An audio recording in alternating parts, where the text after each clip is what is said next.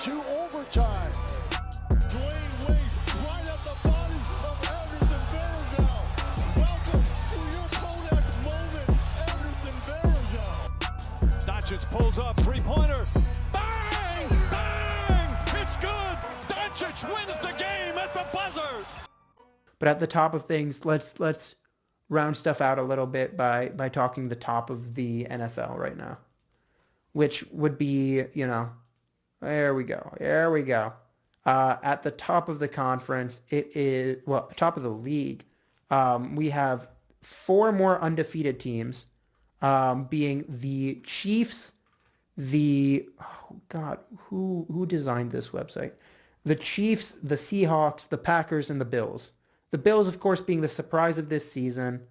Steelers and Titans still haven't lost a game yet, but they are both 3-0 and play each other on what could be today or Friday or Thursday. No one really knows because that game got canceled for COVID. Did you know that the Tennessee Titans currently have resulted in 70% of the NFL's positive COVID tests? What's going on in Nashville? I don't know. Something's going wrong there. Something's going real wrong there. As for other surprise teams, the Bears, the Browns, both 3-1. The Colts 3-1 behind, an incredible defense and Phillip Rivers having 3 games where he didn't completely shit the bed. The Buccaneers may win their division that, looked like it would be great before the season and since then have been kind of miserable. Would you believe me if I told you the Panthers were the number 2 team in that division and that the Saints have looked awful? Because it's true. The Patriots cannot perform without Cam Newton. We saw that really evidently yesterday against the Chiefs. Brian Hoyer and Jared Stidham both are just not it. Not it at all. The Raiders, Derek Carr, another quarterback, that's not it. I think we could have a situation where, if Cam sticks around in New England and the Bears decide to keep Foles around, the Raiders could legitimately scoop up one of Daniel Jones or Sam Darnold and have one of the strangest fitting, quarterback personality to team fit of anyone in the league. I think the Steelers could be looking for a replacement for Big Ben. Do the Saints have interest in Daniel Jones, who is, an accuracy short, RPO-based quarterback that could fit in with Alvin Kamara and that good offensive line and Mike Thomas, 5-yard slant Mike Thomas? Sure. Good teams are going to be trying to vulture on the bad teams who are going to be dumping off their quarterbacks. No one had interest in Josh Rosen, but a few years later, there are quarterbacks that are getting older, and we have an oversaturation of quarterbacks. But look, nothing wrong with having a young quarterback on a rookie deal. And there will be many moving around. If we're speaking about disappointments, you got to talk, first of all, the entirety of the NFC East, who are a combined 3-13-1, I believe it is. Or it could be 3-14-1. If they've all played 4 games, then it would be 3-12-1? Is that how math works? If 4 teams play 4 games, that's 16. It's 3 total wins and 1 tie. So yeah, 3-12-1. It's an awful division.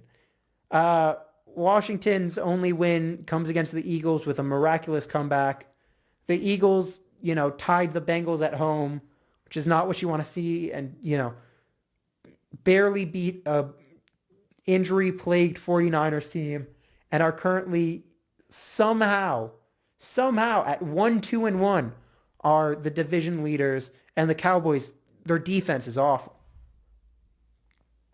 I don't understand how they're giving up 40 points a game. It's so bad, man. It's so bad.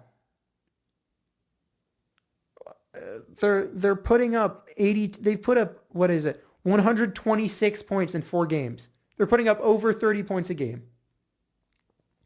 But they're giving up, they've given up 146. Which is, let's do some math, which is 36. They're giving up a touchdown more per game than they can allow, than they can score. And the most painful loss this week came at the Browns, where, down something like 31-10 or whatever it was. Down big after the first half, and they managed to come back. Dak is playing insane. 18 of 20, ends up with a touchdown, looks great. Just up and down the field, domination. And, well, this is what happens when you don't have a good cornerback and don't have a good safety. And, just load up on pass rushers to try and break the pocket. You get the ball out in under 4 seconds. In under 3 seconds. Who cares about the pocket? But I don't know. They look, I was a big hater on Trayvon Diggs. Even he's been better than I've expected. Still haven't been good, though.